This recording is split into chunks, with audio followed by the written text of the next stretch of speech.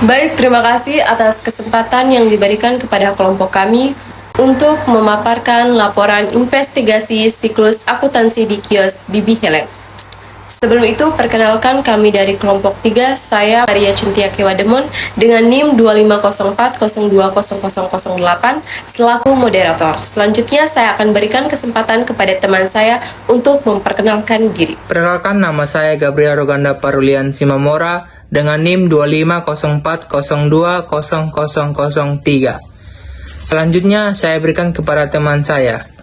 Perkenalkan, nama saya Megido Maria Tunmuni dengan NIM 2504020018. Selanjutnya saya berikan kepada teman saya. Dan saya Claverita Sedonurak dengan NIM 2504020035. Masuk di profil usaha dan metode. Objek observasi kami adalah toko sembako, sebuah usaha perdagangan eceran sembako di Jalan Jupiter, Kota Kupang. Usaha ini dipilih karena memiliki aktivitas transaksi harian yang padat, namun masih menggunakan sistem pencatatan manual dalam pengumpulan data. Kami menggunakan skenario realistis dikarenakan pemilik memiliki kebijakan privasi terhadap nota fisik aslinya. Kelompok kami melakukan wawancara lisan secara mendalam untuk mendapatkan data nominal transaksi yang logis. Modal awal yang diinvestasikan oleh pemilik adalah sebesar 50 juta dalam bentuk kas tunai. Berikutnya kita akan masuk pada daftar untuk transaksi utama. Di sini kami menyajikan ringkasan penting pada transaksi. Selama bulan Maret 2026, ada beberapa transaksi penting. Kios ini dimulai dengan modal sebesar 50 juta rupiah. Uang tersebut dipakai untuk membeli peralatan sebesar 15 juta dan sewa tempat sebesar 10 juta. Selain itu, kami juga mencatat adanya pendapatan harian dan pembayaran beban operasional kios.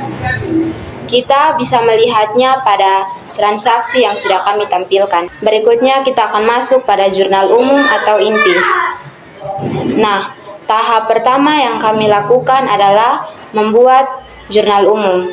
Di sini, semua transaksi kami catat satu persatu berdasarkan urutannya. Prinsip sederhananya yaitu setiap uang yang keluar dan masuk harus dicatat di posisi debit dan juga kredit agar bisa seimbang. Total jurnal kami mencapai 82,2 juta rupiah dan sudah di-blend. Kita masuk yang berikut ke buku besar. Yang pertama, fokus ke akun kas. Ibu dan teman-teman, setelah tadi kita mencatat semua transaksi jurnal umum, tahap selanjutnya adalah posting ke buku besar.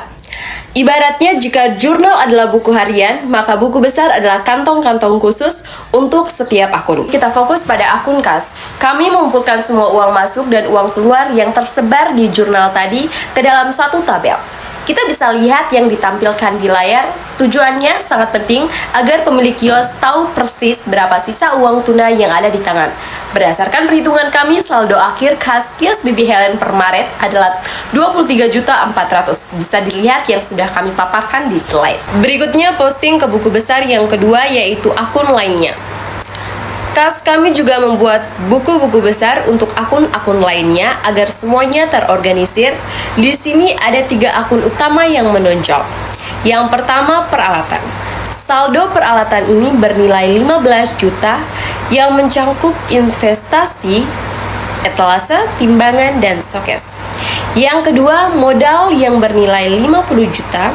Ini adalah nilai investasi awal dari pemilik. Yang ketiga, beban sewa yang bernilai 10 juta. Ini adalah biaya tempat usaha yang sudah dibayar. Tujuan pemisahan ini adalah untuk mengelompokkan nilai setiap harta, utang, modal, dan lain secara spesifik.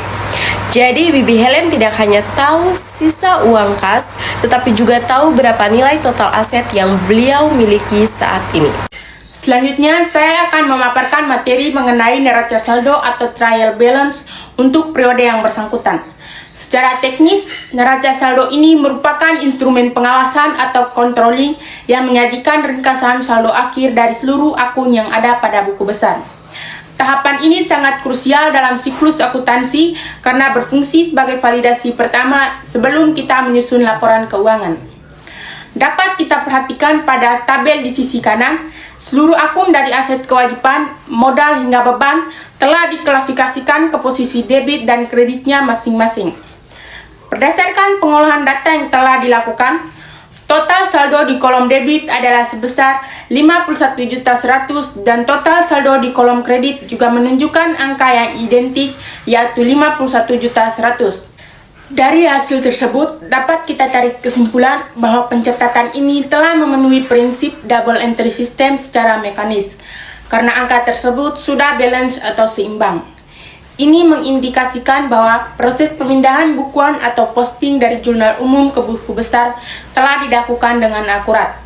Keseimbangan ini memberikan dasar yang kuat bagi kami untuk melanjutkan ke tahap berikutnya, yaitu penyusunan jurnal penyesuaian dan laporan keuangan tanpa adanya selisih saldo awal. Yang berikut untuk dipahami. 1. Praktik. Pencatatan masih manual dan tertutup atau privasi. 2. Kendala. Penggunaan uang pribadi atau prive masih bercampur dengan kas toko. 3. Solusi. Perlu pemisahan kas agar modal 50 juta tidak terpakai untuk konsumsi pribadi. Yang berikut kesimpulan. Melalui siklus akuntansi ini, kita dapat melihat bahwa kios sembako Bibi Helen memiliki perputaran kas yang sehat dengan modal yang cukup kuat. Harapannya, penerapan akuntansi sederhana ini bisa membantu UMKM di Kupang untuk lebih profesional dalam mengelola keuangan. Sekian dan terima kasih.